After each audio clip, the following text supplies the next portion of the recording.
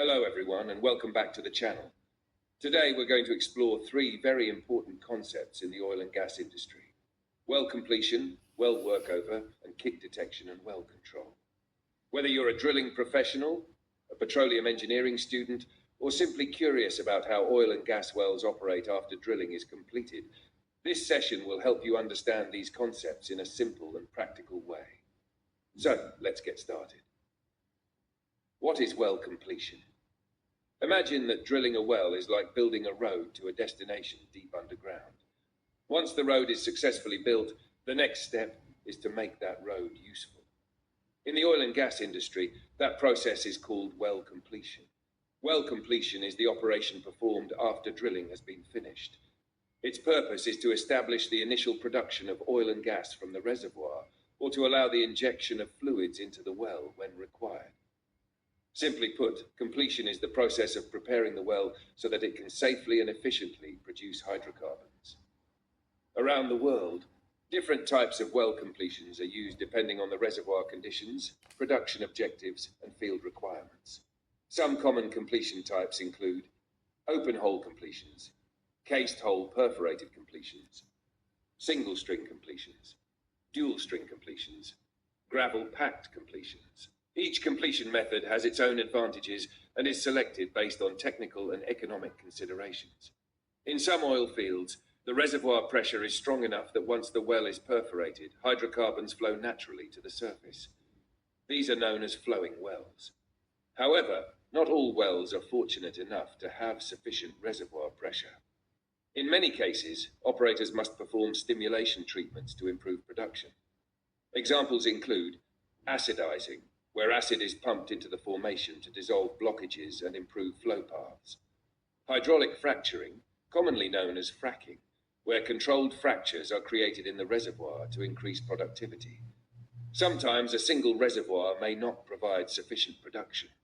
In such situations, operators may complete multiple productive zones within the same well to maximize recovery and improve commercial viability. In low-pressure reservoirs, natural flow may not be enough to bring hydrocarbons to the surface.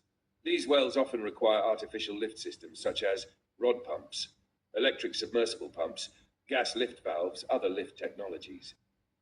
These systems help maintain production rates that make the well economically productive. The ultimate goal of well completion is simple: to transform a drilled well into a safe, efficient, and profitable producing asset. What is a well workover? Now let's move to the next important concept: well workover.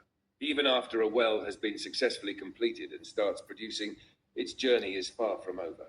Over time, production rates may decline, equipment may wear out, reservoir conditions may change, mechanical failures may occur. When this happens, operators perform a workover. A well workover is any operation conducted after the initial completion to restore, improve, or maintain production or injection performance. Think of it as major maintenance for a well. Just as a vehicle requires servicing throughout its life, a well also requires periodic intervention to keep it operating effectively. Workover operations may be performed for several reasons. One common reason is declining hydrocarbon production. As production decreases, operators investigate the cause and take corrective actions to restore economic production levels. Workovers can range from very simple jobs to highly complex operations. A simple workover may involve replacing a worn-out rod pump. A complex workover may involve recompleting multiple production zones, installing new equipment, performing several stimulation treatments, conducting extensive remedial operations. Another important reason for workovers is excessive water or gas production. Sometimes a well starts producing unwanted water or gas along with the desired hydrocarbons. This can happen due to poor primary cementing, water coning, gas coning, reservoir communication issues. When these problems occur, remedial cementing operations are often performed to isolate the unwanted fluids and improve production quality. Mechanical failures are also a common cause of workovers. Tubing and casing can suffer from corrosion, erosion, wear and tear, mechanical damage. If left unattended, these failures can significantly impact well integrity and production performance. Therefore, workovers play a critical role in extending the life of a well, improving safety, and maximizing hydrocarbon recovery. Understanding a kick.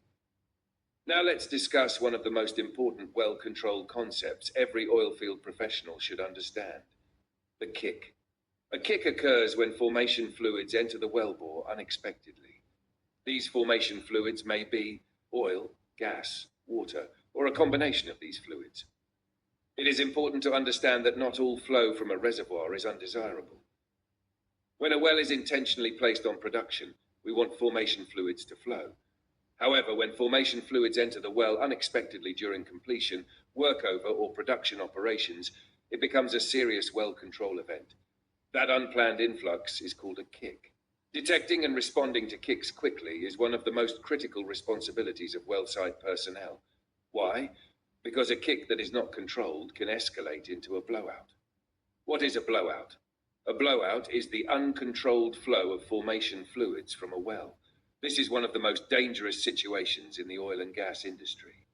Blowouts can threaten the lives of personnel, damage equipment, cause significant environmental harm, result in major financial losses, disrupt field operations.